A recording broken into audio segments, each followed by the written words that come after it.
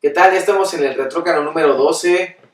Estamos a un programa, amigo, a una emisión de terminar con esta primera temporada. Así es. Nos da mucha pena avisarles que estamos a punto de terminar esta primera temporada, pero lo tenemos que hacer. Lo tenemos que hacer porque nos tenemos que poner a leer más, tenemos que prepararnos un poquito más para lo que Claro. será la segunda temporada. Y antes de cerrar con el capítulo 13, que será una sorpresa, vamos a hablar sobre la relación entre el periodismo y la literatura. Sí. Y entonces yo tengo que regresar a un lugar común. ¿Sí? Las clases que tomé con Fernando Benítez. Cuando él nos decía, el periodismo es literatura bajo presión, ¿no?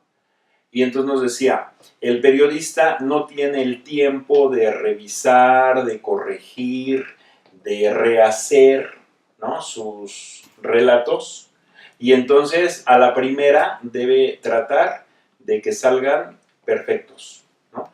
Y en este sentido, pues hay toda una discusión y una teoría entre esa relación de periodismo con literatura. Claro, hay mucha gente que dice que el periodismo no es literatura y que la literatura no es periodismo. Sin embargo, hay muchos géneros en los que ambos puntos se encuentran y entonces no hay una definición, pero para eso tenemos a dos autores de los que vamos a platicar el día de hoy, obviamente con sus referencias hacia el nuevo periodismo, el periodismo gonzo y algunas otras vertientes que existen dentro de este espacio que es literatura y periodismo. Sí. Y entonces, bueno, yo retomo un periodista mexicano, ingeniero de profesión, pero que es un gran escritor, Vicente Leñero. Así es, un apasionado además del periodismo y también de las empresas periodísticas, ¿no? Ajá. Y recuerdo que Fernando Benítez nos decía, si usted es mexicano, debe leer la obra de Paz, El laberinto de la soledad. Y si además se dedica a algo relacionado con la comunicación, y si usted quiere ser periodista, debe leer Los periodistas. Que es el libro que tenemos de aquí. Vicente Leñero, ¿no?, que recrea la historia de lo sucedido en el Excelsior en 1976. Aquella icónica portada, ¿no? Sí. En blanco.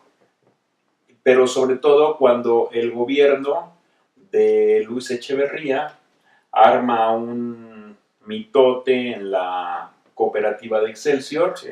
Y es expulsado don Julio Scherer, ¿no? Y entonces uno de sus colaboradores más cercanos, director de revistas, que también publicaba la Casa Excelsior, Vicente Leñero, hace la crónica de esos días, de esos hechos, y la titula Los periodistas. Y tiene una nota en la que señala que finalmente esta es una novela, pero los personajes, los sucesos, los diálogos, las situaciones de las que él habla, pues te das cuenta que es como la crónica de esos días aciagos para Excelsior y la expulsión de Julio Scherer. Y entonces esto plantea o replantea esta dualidad, cómo el periodismo alimenta la literatura o cómo la literatura se vale de hechos reales para contarnos cosas. Así es. Y también nos hace recordar que muchos grandes escritores, además de Leñero, como García Márquez, Onetti, Vargas Llosa, empezaron precisamente con esta talacha periodística en donde trabajaban bajo presión, escribían todos los días, leían todos los días y aparte de esa chamba diaria y periodística, fueron y mutaron, hacia la literatura, ¿no? Sí, entonces es muy, ¿cómo le podemos llamar? Es que no es curioso, es una constante, ¿no? Cómo el gran escritor se forma en la redacción, en el trabajo cotidiano, en el relato, en la crónica. Así es. Hace unos cuantos días murió Jaime Avilés, un gran cronista. O sea, cuando tú lees las cosas que hacía Avilés, te das cuenta esta capacidad que tiene para relatar que los personajes históricos, los personajes reales, pasan a convertirse en personajes literarios. Y esa es una de las habilidades que solamente algunos tienen. Sí, estoy citando el caso de Avilés, pero lógicamente que con Leñero pues se da esta posibilidad también. ¿Qué recomendaríamos para que la gente que nos está viendo, como lo hacemos en otros retruécanos, pues empiece a leer a Leñero, aparte de los periodistas? ¿Qué otras cosas podemos encontrar? Yo le sugeriría que lean este Periodismo de Emergencia, que es una obra que es reciente, de Conaculta, bueno, de la desaparecida Conaculta, en donde nos presenta muchas entrevistas, muchos reportajes realizados por Vicente Leñero. Y entonces aquí van a encontrar esas claves que dan ese puente entre lo periodístico y lo literario. En particular, yo rescataría una entrevista extraordinaria que hace Leñero a María Félix. Que de hecho viene en la portada de este libro. Y es la primera, y es la primera entrevista que aquí aparece. Se titula Yo soy mi casa, haciendo referencia a un poema de Pita Amor, sí, ¿no? O sea, es como un doble juego y nos presenta a una María Félix humana, ¿no? Cómo vivía, cuáles eran sus motivaciones, cuáles eran sus visiones sobre la vida, sobre el cine, sobre su ser, María Félix, ¿no? Y es extraordinaria. Entonces yo les diría, bueno, lean primero este trabajo periodístico que hace Vicente Leñero y está recopilado en Periodismo de Emergencia con un prólogo de Armando Ponce, que es el coordinador del cultural de la revista Proceso. Así es. ¿Y tú qué nos tienes a mí? Bueno, hablando rápido del puente para que la gente pueda entender este punto donde se encuentran el periodismo y la literatura, tendríamos que volver a varios personajes. En México es Leñero, pero por aquí yo veía un libro de Tom Wolfe que tenías por aquí. Hasta creo que está de este lado. Sí. Del nuevo periodismo. Que habla precisamente del nuevo periodismo y engloba esta corriente en donde el periodismo se empapa de la literatura para poder hacer las crónicas, sobre todo, ¿no? Hay por ahí una fundación de nuevo periodismo iberoamericano, Gabriel García Márquez, que precisamente toma las ideas del premio Nobel colombiano respecto a su formación periodística y la riqueza que tiene esta para poderla llevar a la literatura. Y entonces, pasando de Tom Wolfe, que además creo que la gente podría leerlo y conseguir sus libros y además los textos que están en línea, yo pude consultar algunos hoy en la mañana antes de preparar este programa, nos llevaría a otra línea en donde también el periodismo y la literatura se junta, que es la creada por Hunter S. Thompson, que se llama el periodismo gonzo. Este autor fue, digamos que, un punto de quiebre en Estados Unidos, por ahí de los años 60, 70, a la hora de poner en la, digamos que en la palestra, en la discusión, esta divergencia que existía entre el periodismo y la literatura. Él lo que dijo es: yo voy a empezar a escribir mis crónicas periodísticas con hechos reales, pero poniéndome como el centro de las crónicas y además aderezándolo con cierta ficción. Cuando él empieza a crear estos textos en revistas como la Rolling Stone, cuando en ese tiempo era, digamos que, referencia a nivel mundial, así es, la gente empieza a cuestionarlo muchísimo. Sin embargo, hay otros, como en México, está Leñero y algunos otros personajes que aplauden esta iniciativa y empiezan a llamarle el periodismo gonzo, no solamente como por esta rebeldía que tenía tanto Thompson como algunos otros personajes, sino por el placer de ir a los lugares, es decir, no sé, podrían ir a la Selva Lacandona, podrán ir a la Sierra Tarahumara y escribir textos en donde ellos eran los personajes, digamos que principales, y narraban todo lo que sentían alrededor de estas comunidades, lo publicaban en los diarios como una nota, digamos, con hechos reales. Sin embargo, todo el tiempo estaban ellos metiéndoles ficción. Hubo mucha crítica en torno a este género, pero lo que dicen Thompson y algunos otros personajes que defendieron el periodismo gonzo es que era una nueva manera de narrar, porque la gente estaba un poco aburrida de este periodismo clásico que era demasiado serio, y tanto Thompson como Wolf fueron dos personajes en Estados Unidos y a nivel internacional que lograron llevar este género del nuevo periodismo o el periodismo gonzo a, digamos, de ser artesanos a poder ser unos artistas.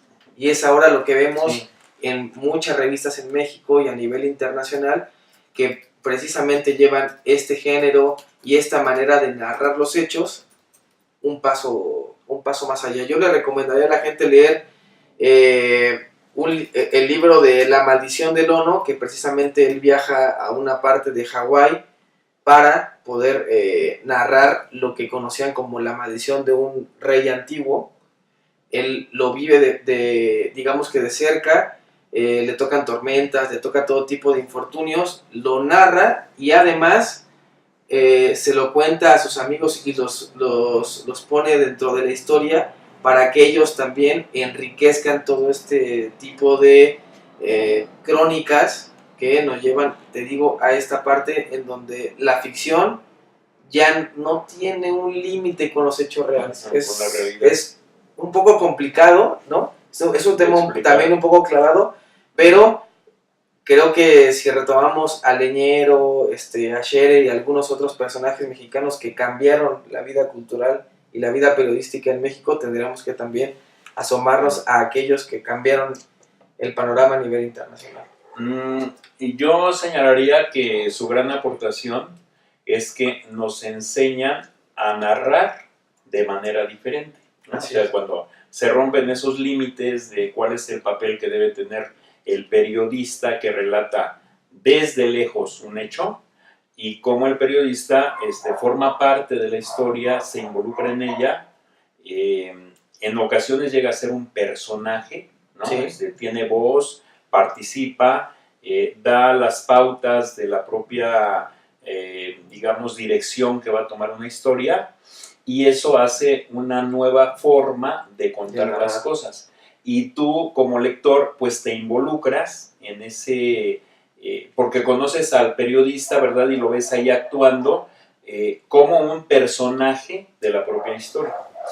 Lógicamente que son muchos los autores. Claro, a mí me gusta, claro, quizá uno de los grandes iniciadores de esta corriente es el mismo Capote. Con La sangre fría, que va justamente a generar toda una ruptura entre cómo se hacía el periodismo antes y cómo se hace el periodismo narrado, relatado, la historia como la que hace Capote. Pero pues eso requiere otro retruécano para... Y seguramente lo vamos a tocar porque, como ya lo platicábamos con Jenny antes de empezar esto, esa novela de Capote merece, creo que un programa y un análisis extenso, ¿no? Como 5 retruécanos, ¿no? Más o menos. Para cada personaje, para cada ambiente, para las situaciones de creación, de investigación. Y además la adaptación que se llevó al cine, la más reciente, es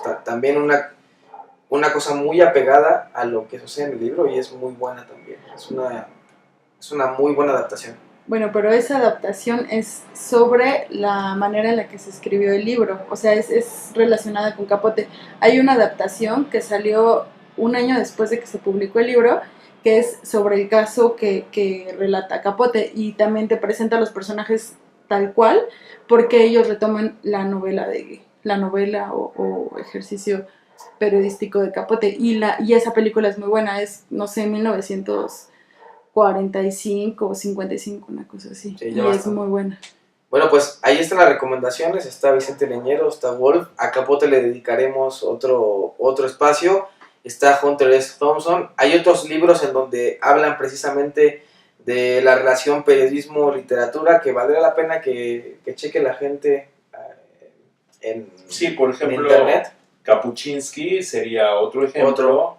Que también, digno de que como también merece. 6 retruécanos, ¿no? Un personaje bastante interesante también. Ujú. Y otro, Balraf, que incluso Tú tienes por aquí, ¿no? sí, yo creo que la máxima creación de Balraf es Cabeza de Turco.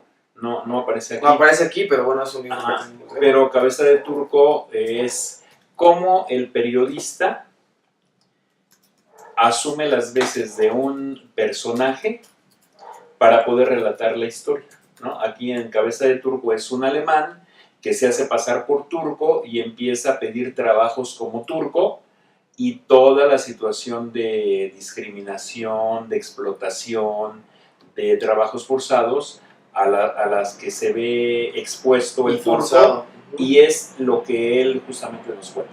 Y hablando precisamente de eso, el debate, porque aquí lo estamos tomando de una manera como muy amigable, pero hay un debate muy fuerte en medios, en la academia, todavía, digamos que en esta época, que dicen que la literatura y el periodismo no se pueden mezclar. Hay gente demasiado radical que dice que un periodista que inventa o que de pronto ficciona algunas cosas dentro de sus crónicas ni siquiera debería llamarse periodista. Así y viceversa, hay gente que de la literatura rechaza a los periodistas y los pone en un papel pues bastante pequeño, pero aquí no somos, creo que ni tú y yo, de esa corriente, pero también la gente debe saber que esas expresiones existen ahí en la academia, en el nivel intelectual y en el nivel de literatura y de periodismo también. Sí. ¿No? Hay cierta pedantería también. Así es, de pronto creemos unos y otros que somos superiores, pero claro, sí. La mezcla creo que vale muchísimo la pena, amigo. Muy bien, y entonces terminamos este retruécano. ¿Qué estás leyendo ahora, Diego? Pues mira, rápidamente estoy leyendo este libro editado por Alfaguara, se llama Nunca fui primera dama, de Wendy Guerra, una narradora bastante joven que tiene 2 o 3 novelas en su haber.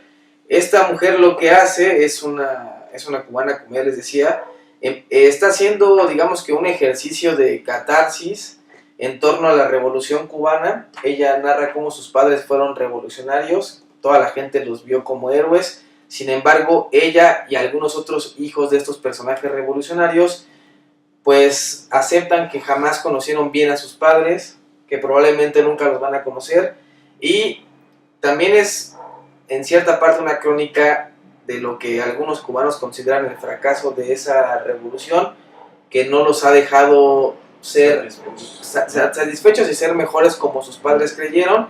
Así es que es un libro que vale la pena leer, muy bien narrado, se lo recomiendo bastante, y ya cuando lo terminemos estará la reseña en hamlendiculto.com, lugar a donde podemos asistir para encontrar todo este tipo de contenido, ¿no? Sí, entonces recomendamos a todas aquellas personas que nos ven y nos escuchan, pues que también visiten ese lugar mágico que es hamlendiculto.com. Así es, pues amigo, nos vamos y solamente nos resta recordarles que la lectura nos hace libres y felices. Hasta la próxima.